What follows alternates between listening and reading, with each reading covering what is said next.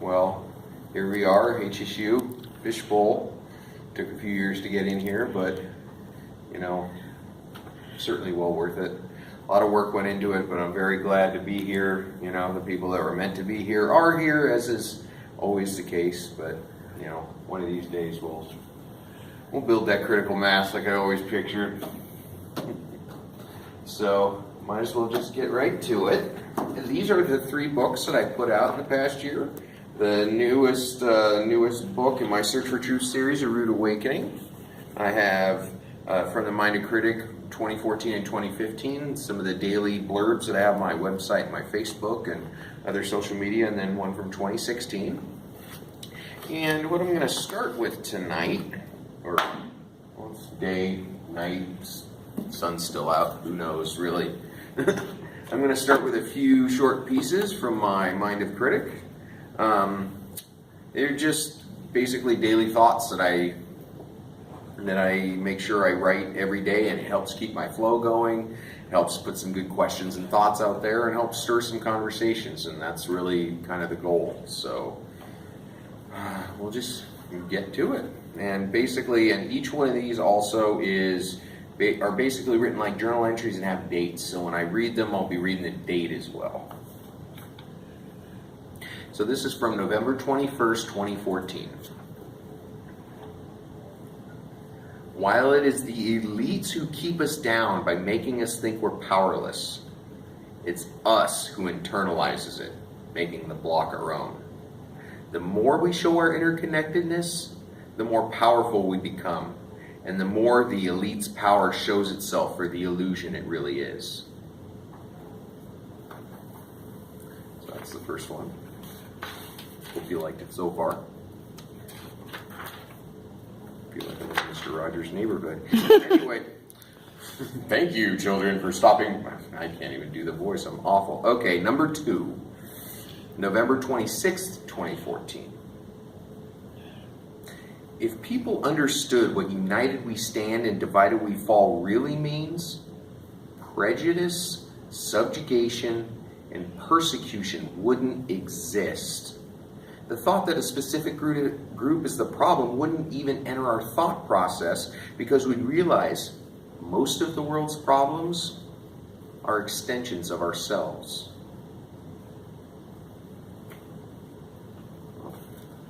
Number 3. Still with me? Okay. December 19th, 2014. We get bombarded with messages telling us we're not watching the right shows, wearing the right clothes, eating the right foods, hanging out with the right people, setting the right goals, dreaming the right dreams, believing in the right religion, or that we're not good, strong, or smart enough. Is this the truth? Or are our minds playing tricks on us? Will we let others determine what, where, and how we should be? Or will we decide ourselves? Either way, we've made a choice. All right, number 4 here. I'm not going too quick, and a lot to think about in there. I realize that, so hopefully it's not too much at once, but it's all about getting the mind working. So this is actually from Christmas Day 2014, December 25th. I just really thought that this one was kind of timeless 2 years ago, but it could really be at any time. This past year has certainly been a challenge, whether it was wars, shootings, the economy, or ever-widening wealth, philosophical, religious, and political divisions. Major changes afoot, and we can consciously evolve by using advances to bring us closer together. We can also choose to resist change by fighting tooth and nail to keep things the way they've always been, which pulls us farther apart. What makes us human beings brings us closer together. This realization doesn't force revolution, it breeds evolution.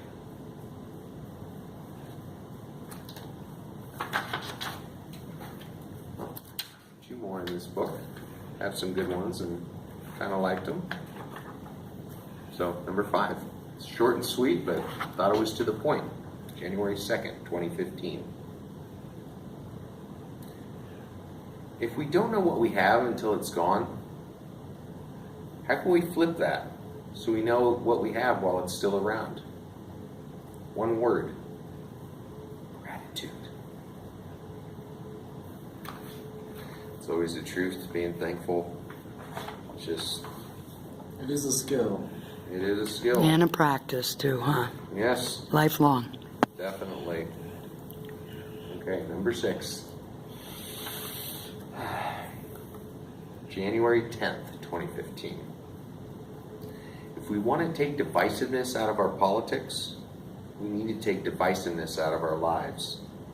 If we want to inject thoughtfulness, accountability, and humanism into our politics, we need to inject thoughtfulness, accountability, and humanism into our lives. We create politics and politicians. They don't create us. If we want to change our political system, we must change ourselves. That is all from the selections I had out of this book. And I also wanted to show these are just different river pictures I took. And it just really gives me a chance to put some of my photography out there as well. And I wanted to read the little paragraph that's on the back of this. It's also a piece out of there here somewhere. Feeding our soul is just as important as feeding our body.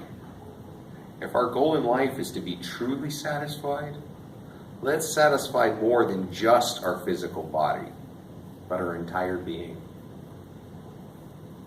That's how we get fulfilled, right? Mm-hmm. Like to think anyway. What drives behavior ultimately? Yeah, exactly. Hopefully driving us in the right direction. As those things go.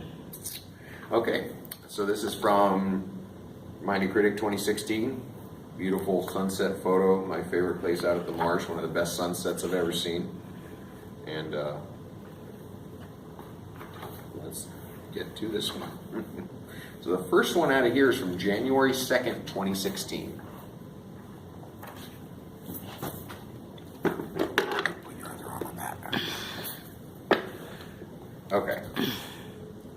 If the scales of justice are lopsided one way or another, does either side receive justice?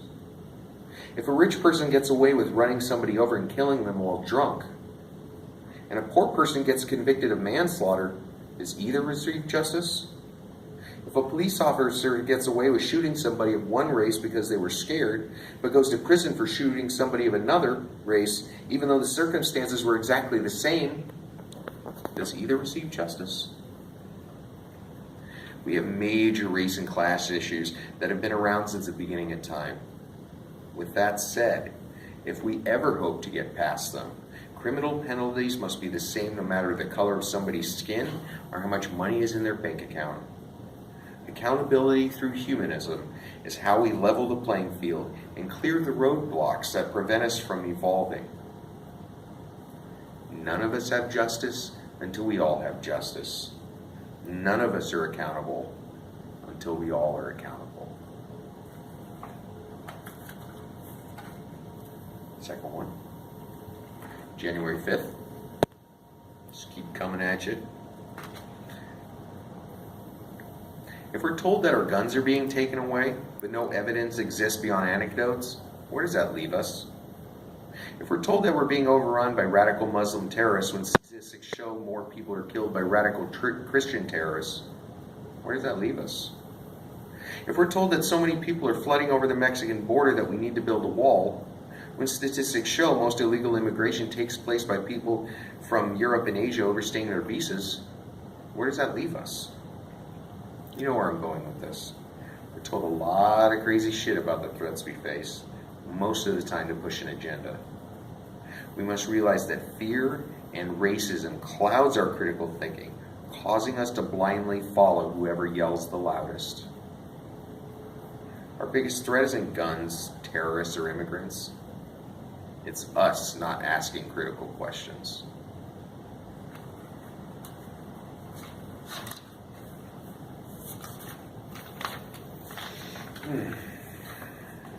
Always makes me think of a bunch of things, and sometimes I don't even remember that I wrote these things, and it just, sometimes reading them months or years later can help me just as much as somebody else that might be reading it. It's half the time I don't remember the next day what I even wrote, so just how my mind works, I guess. Anyway, number 3, January 12th, 2016. If self-hate turns into jealousy, does jealousy turn into hate of others? If hate of others turns into forming a group based on that hate, does that group use religion to justify its actions? Does using a religious doctrine to justify a hate group's actions prove that every religion has its fundamentalists? No religion is free from crazies, and no religion has more than the other. If somebody says one religion breeds crazy while another simply maintains it, that person is feeding into the false narrative that creates fundamentalists in the first place. How do we stop the fundamentalists from screaming so loud that we can't hear our own critical thinking skills? We stop hating ourselves. How do we do that? We focus on what we love and what we have instead of what we hate and what we don't have. If nobody is free from self-hate, nobody is free from fundamentalism. To be who we really are, we have to see people for who they really are. I like that one. I like all of these. It was so hard to pick a few out for this, but I had to do the best I could. Anyways, number 4, January 15th, 2016. Well, it's all 2016 anyway. If the most dangerously violent tool of all mankind is a pen, why all the saber rattling with guns, bombs, and indiscriminate black ops? Why threaten a country with carbon bombing when a much more dangerous weapon comes in a 10-pack for $2? Is the ignorance and self-importance these violence purveyors peddle nothing more than a cover for how powerful a pen really is?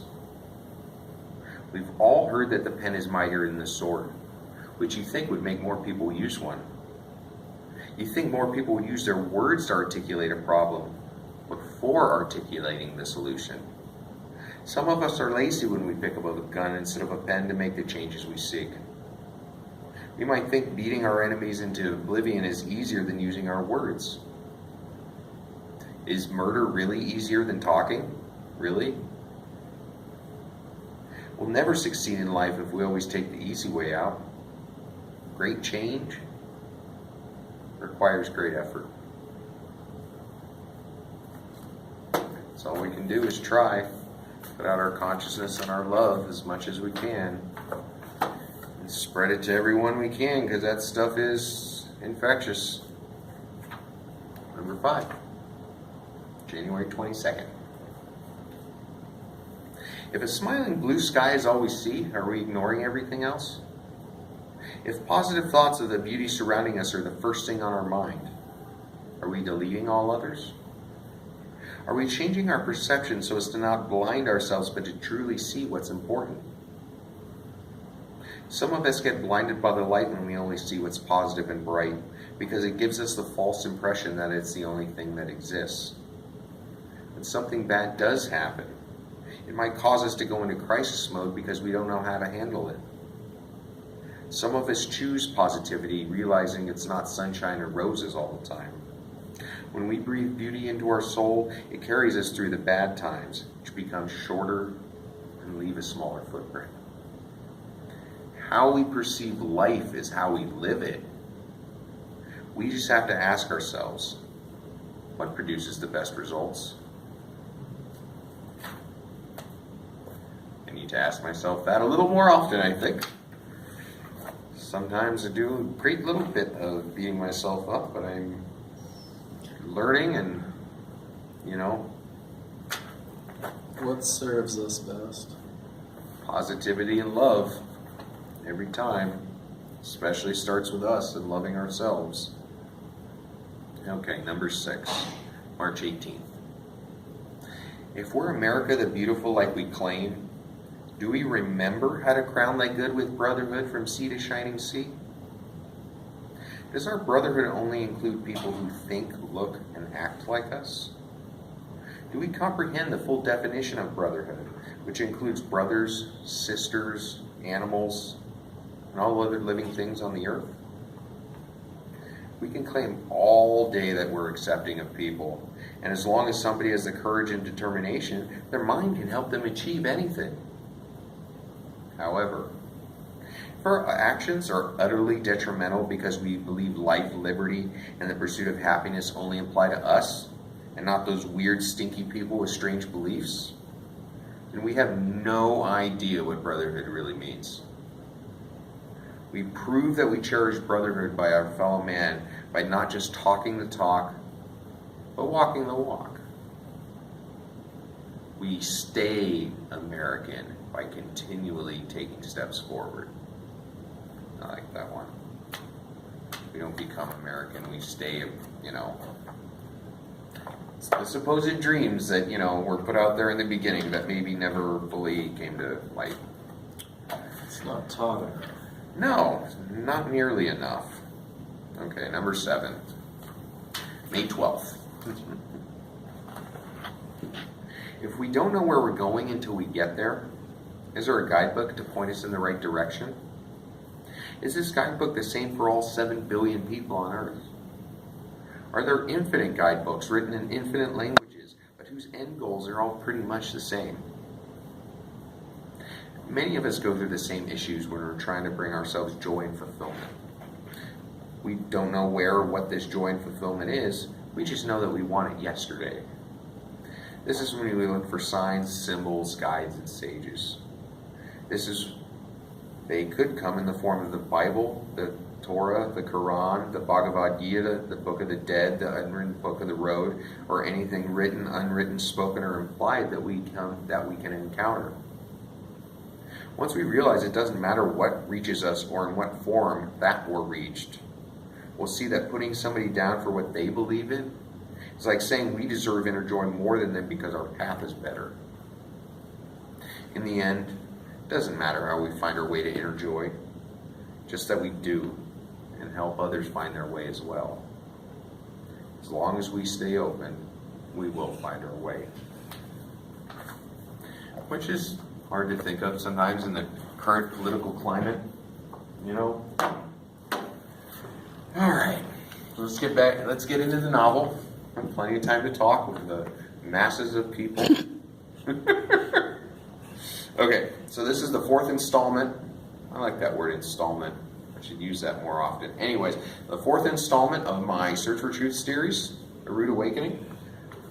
My mom, Sandy Factor, did the lovely artwork, the watercolor. We put it through Photoshop so it makes it look like a real picture, and have Mount Rushmore over a picture of American flag and the Confederate flag in a reflection of the water. Always felt like that was kind of a dark reflection that will always be there, and it just was a powerful little symbol. And so yeah, pretty happy. So basically, just a quick synopsis of the series. Jason and Christina met, had been dating for several years. She was an anthropologist, kind of searching for truth forensically. Jason's a journalist, broke a big story when nobody else did. He got the big job in New York. And this is the first book, mind you.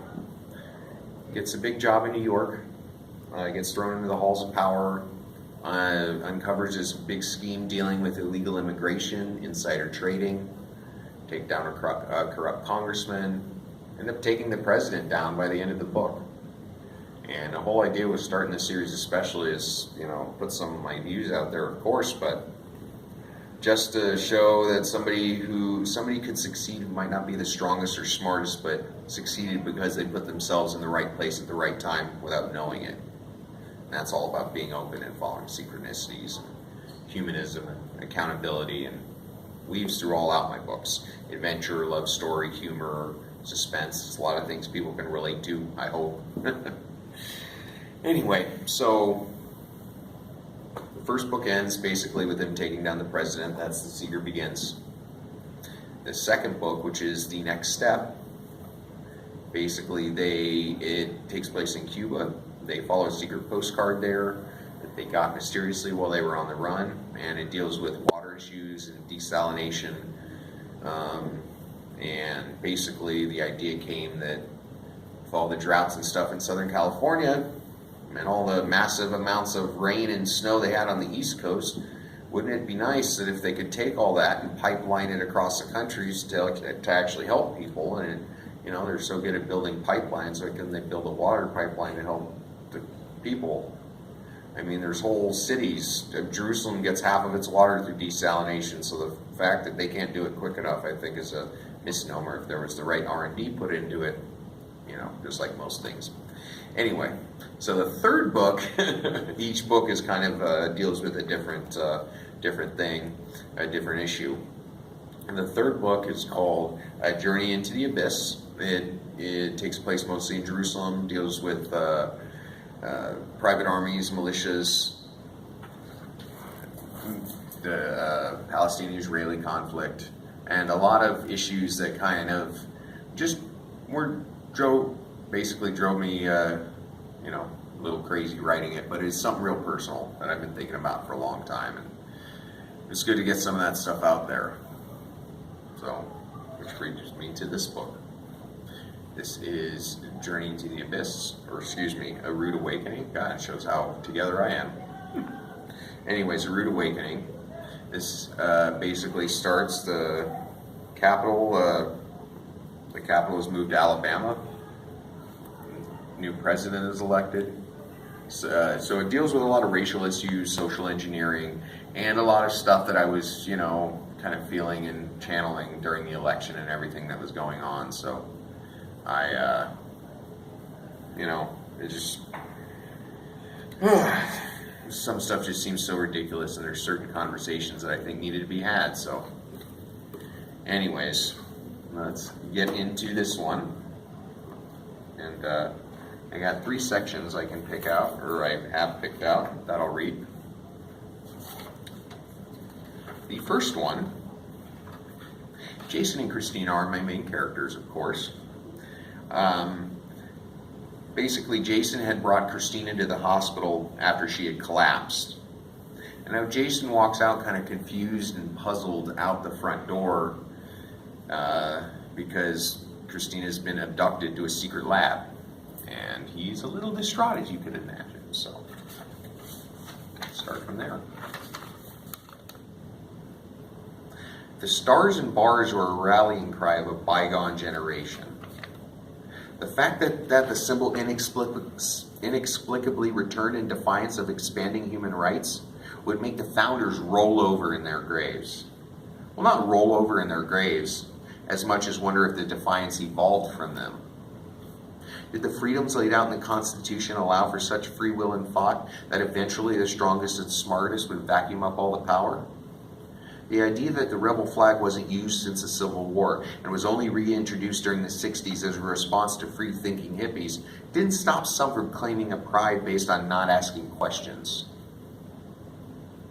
What's going on in this country when I can't even walk down the street without getting harassed? Vehemently spouted a 30-something white working-class voter. He never realized he had been voting against his own interests for years. He railed against immigrants, how nothing is American-made, all the while wearing a shirt from China, pants from the Middle East, and earbuds blaring music which originated in a West African jungle. Did you ever think you might be getting harassed because of your Confederate flag hat or your Make America Great Again t-shirt? Responded Jason with sincere honesty.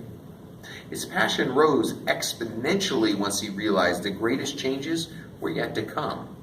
He also knew things were going to get dramatically worse before positive changes had a chance to be implemented. Jason had no idea what to do about Christina. He'd follow her to the ends of the earth. He figured outside the hospital amongst the original group of protesters was a good place to start. The fact that Jason randomly began talking to somebody whose girlfriend was abducted under similar circumstances as Christina's only made this synchronicity burn brighter. We have to find them. The note purposely left on Christina's bed said they went to Alabama. Why would they go there? Jason blasted. The dark clouds in the sky were readying for an immeasurable storm, evidenced by the eerie warmness of the air. Even though the moon shined its lunar loveliness, was it enough to invigorate people's true character? Was that the problem with America, Jason thought? I could think of a few reasons they'd go to Alabama. countered the 30-something's salt crystal of the earth. His long brown hair would identify him as a hippie, and so would the skunky green essence protruding from his pores. He was similar to 1 million people Jason knew years before, which made him seem unthreatening. Just one more person on a journey to find whatever it is the human species was collectively looking for. I know a few people there. I can make some calls. I'm scared. The note said they'd be conducting tests, but what could they be testing? They could be testing all sorts of things. They kind of have a history of testing on unwilling subjects, or those they view as inferior. They're trying to advance what they believe is evolution. My name's Gary, by the way. Well, Gary, I'm Jason. I'd say let's head to the redneck capital of the redneck universe, but since you're wearing that hat, you might not see it that way. Jason cajoled. He knew humor was useful for building consciousness, but also for escaping darkness. You're right, I don't see it that way. However, you seem like a real person who wants to do good for real people. All of us have been glued to the election around the corner. It has divided us like never before. People have forgotten what makes us human, Gary warmly replied. He had liberal friends before. His most engaging and interesting conversations were with people on the opposite side of the aisle. Just standing near Jason made Gary's passion for getting back to what makes us human and how we treat each other viewable by a blind man. Gary understood as much as anybody how ego makes everything go haywire. Gary, I think we're going to get along just fine. If I can befriend a Palestinian, I can befriend a redneck, Jason artfully deduced. What? Since when did Palestinians have anything to do with this, Gary wondered. Was this random guy he met at a hospital protest somebody he could work with? If their partnership fully formed, could they hold it up as an example to the world that everyone can come together no matter how divided they've become? That, my friend, is a story for another day, Jason deflected. He'd tell Gary that story, he just had to find the right time. Priorities are funny because they make life happen out of sequence. Kind of like enjoying a drink and smoke with your girlfriend before she gets poisoned by water thought to be safe. Then when she's brought to the hospital, some crazy super drug is tested on her. What the hell, Jason thought, here we go again. Well, we have plenty of time to talk. It'll take 3 days to drive there. We can take my car. It's a lifted pickup over there. Gary pointed to the truck that needed a pole vault to enter. Of course it is, Jason snickered. It would have been really funny if you were driving that lowered Honda over there, or maybe that sport bike. Really funny, man, hop in. I had a little stuff built in for you vertically challenged people. You know, in case you're short and the legs don't make it. Ha ha ha, you're so funny, Jason replied with a half-hearted laugh. He was focused on getting Christina back and stopping whatever it was the entities were up to this time. Just promise me we won't talk about the election. I'm so sick of all that shit. Agreed, me too. Gary motioned for Jason to hop in, which he did with extreme physical effort. The 12-inch lifted 1-ton beast of a Chevy was the last thing Jason thought he'd be traveling in. Of course, all the great things that happened and all the opportunities he received came from places he least expected. Which is what I hope for myself. Okay, number 2. This next section, this next section, basically after getting to Gary's uncle's house in Alabama to help with finding Christina, Jason is witnessing Gary and his uncle argue about old beliefs because Gary is stalling about telling the story of his girlfriend's abduction. And his uncle thinks he's covering something up. Okay, I'm getting on with it. Gary paused for another minute. He took a big swig of the silver bullet, which made his hand red from the condensation. You just pull these from the icebox? Damn, they're cold. Jason and I might not agree on much politically, but we know what's right and what's wrong. That's why I helped him. How do I know you'll help us? Billy Bob wondered of Gary while winking at Jason. He was telling him in no uncertain terms that he had Jason's back and could always be trusted. Finish the story so we can go after whoever did this. Jason winked at Billy Bob, knowing even if they couldn't agree on everything, They could agree on the important things. This meeting was part of letting all the built-up bullshit fade away. Part of that bullshit was the Confederate flags and Civil War regalia. They promoted a time when a whole race of people were pegged as inferior. Now is the time to see if Gary was on that same page. Are you saying you don't trust me? You're my family. This guy is some communist sympathizer who happened to be at the same hospital I was, complaining his woman was just taken like mine? Gary blurted all in one breath. How could his uncle side with somebody who wasn't his family, not his kind, and probably not even his skin color? You're going to take this guy's side over mine? Relax, nephew. Damn, what's your problem? You both came here looking for help because his and your girlfriends were abducted. We're going to figure out why. Are you afraid of him because he because he believes differently than you? Or might say something you don't like? Well, grow the fuck up, you little baby. This is a global struggle for the goodness of humanity. Have you forgotten what that's like? Do you even know what it means to take care of your fellow man? Billy Bob erupted like his dog was threatened. He hadn't sat down after giving the guys their beers, but probably couldn't now if he tried. Gary jumped up faster than somebody realizing they were holding a winning lottery ticket. Is he going to have to punch his uncle? You don't even know this guy. He obviously doesn't believe any of this shit. He's different and he's wrong. I don't know why the hell I even brought him here. Jason sat motionless, unable to get a word in edgewise. He didn't understand why Gary felt so threatened all of a sudden. He didn't mention once being threatened by Jason during their 3-day car ride